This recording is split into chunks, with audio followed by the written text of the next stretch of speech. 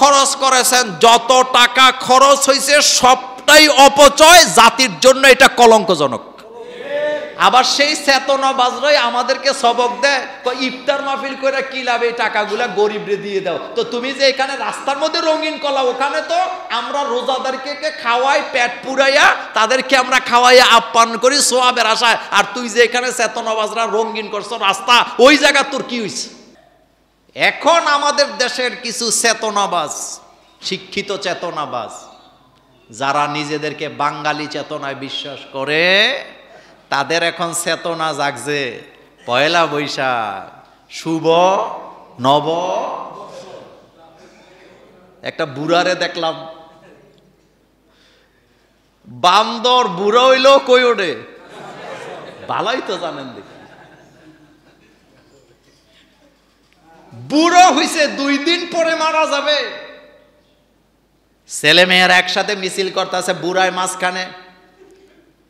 এবার বুড়ায় কি কাণ্ডটা করছে বলতে লজ্জা লাগে। শুধু আপনাদেরকে বুঝার জন্য বলি, এটা তো মুসলমানের দেশ, এটা তো মুহাম্মদ সাল্লাল্লাহু আলাইহি ওয়াসাল্লামের উম্মতের দেশ, আউলিয়া উলিয়ার দেশ, শাহজালালের দেশ, শাহপরানের দেশ। কিন্তু এমন একটা দেশের ভিতরে বুড়া কত অশ্লীল ভঙ্গি টঙ্গি দিয়া কিভাবে পড়তেছে, একবার এই দিকে মায়ার উপরে পড়ে, একবার হেদিকে পড়ে, শুভ নব বর্ষ, তো তোরে গুড়া কিনে কামড়া।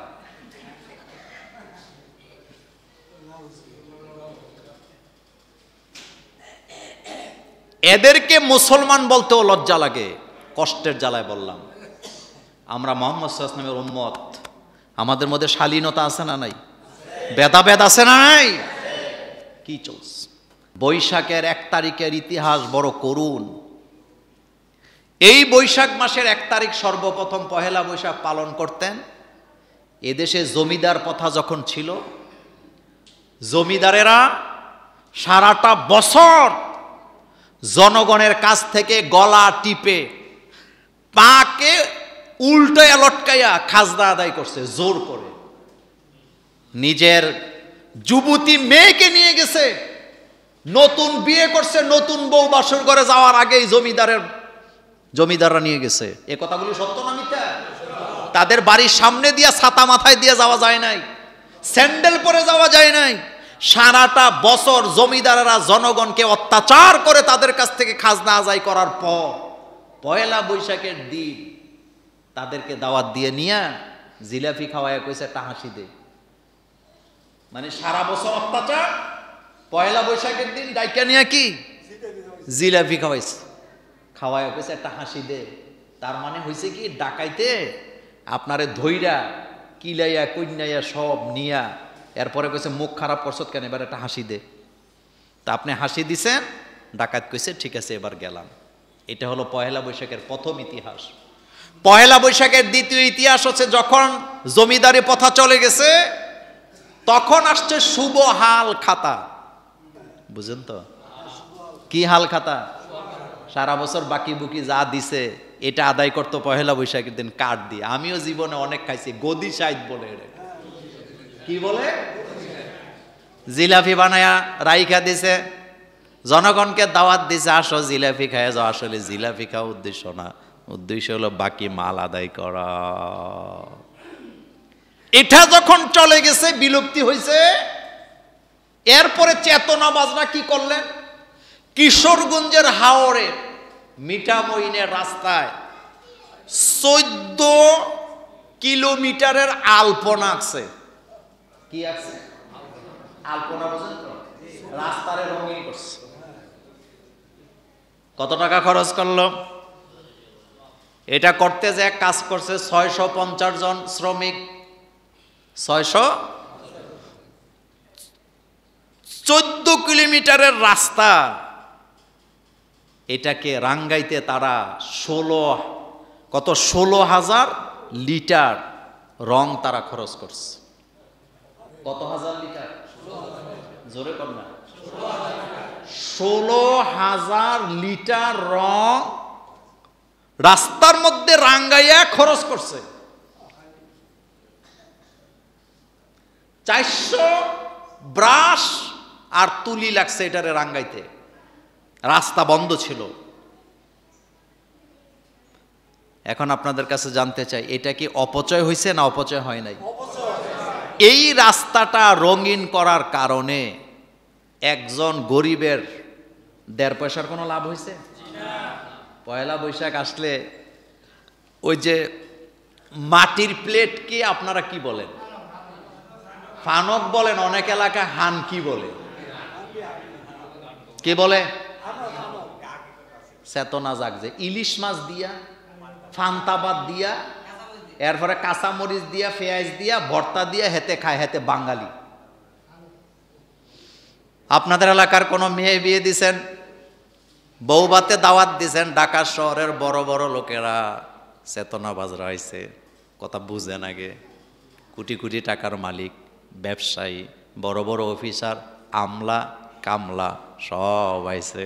নিজেদেরকে যারা বাঙালি বাঙালি দাবি করে, বৈশাখ মাসের 1 তারিখে যারা মাটির পানকে খাইছে, আনকিতে খাইছে, বাসনে খাইছে, তারা যখন আপনার বাড়িতে বিয়া খাইতে আইছে, বিয়ার অনুষ্ঠানে আপনি টেবিল সাজাইছেন 10টা, তাদেরকে বলছেন ঢুকেন, খাবার রেডি। তারা ঢুকিয়া দেহে যেই টেবিলে খাবার দিছেন, সেই টেবিলের খাবারের প্লেটগুলা মাটির হানকি, মালাগুলা হানকি মাটির, চামচগুলা মাটির, পানি খাওয়ার গ্লাসগুলা মাটির, জগগুলা মাটির। এখন চেতনা বাজরা খাইবনি? কথা কন না কেন? আমরা কি হইন্নির ফুতনি? আমাদেরকে কি ফকির মনে হয়? দাওয়াত দিয়ে না বেজ্জতি করলো তো পয়লা বৈশাখের দিন তুই ফানকের মধ্যে, হানকির মধ্যে খাইতে গেছো, তখন তোর চেতনা জাগছে। আর এখন যখন বাঙালিরা বাংলার চেতনাওয়ালা প্লেট দিছে, এখন তোর চেতনা গেছে কই? কথা কি বুঝাইতে পারলাম? তাদের অন্তর আর বাহির 2 রকম। আল্লাহ বলছে এরা মুনাফিক। বলেন এরা কি? ওই যে গত জুমায় বলছিলাম বাঙালিরা বাংলা জানে না, মনে আছে তো কথা? এই কিশোরগঞ্জের হায়রে যারা 1431 বঙ্গাব্দ নাকি এটাকে উদ্বোধন করতে যায়, যারা পয়লা বৈশাখের দিন 14 কিলোমিটার সড়কের মধ্যে আলপনাকে রঙিন করেছেন, 16,000 লিটার রং খরচ করেছেন। যত টাকা খরচ হয়েছে সবটাই অপচয়, জাতির জন্য এটা কলঙ্কজনক। আবার সেই চেতনা বাজরাই আমাদেরকে সবক দেয়, ইফতার মাহফিল করে কি লাভ, এই টাকাগুলা গরিবরে দিয়ে দাও। তো তুমি যে এখানে রাস্তার মধ্যে রঙিন কলা, ওখানে তো আমরা রোজাদারকে খাওয়াই, পেট পুরাইয়া তাদেরকে আমরা খাওয়াইয়া আপ্যায়ন করি সোয়াবের আশায়। আর তুই যে এখানে চেতনা বাজরা রঙিন করছো রাস্তা, ওই জায়গা তোর কি হয়েছে? ডালমে কুচ বলেন, ডালমে কুচ। এ ব্যাপারে আর কোনো কথা নাই, শুধু আপনাদেরকে সতর্ক করলাম। এই ধরনের চেতনা আমার কোনো দরকার।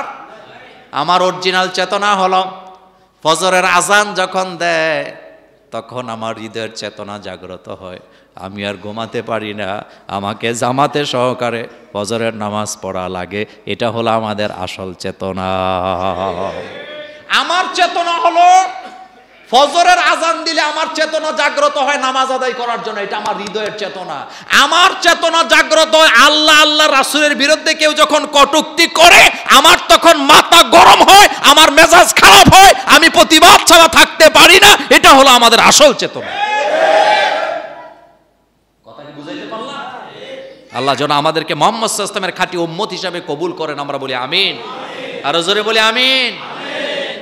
আমরা আল্লাহ পাকের বান্দা, আমরা আল্লাহর গোলাম, আমরা আল্লাহ পাকের কি?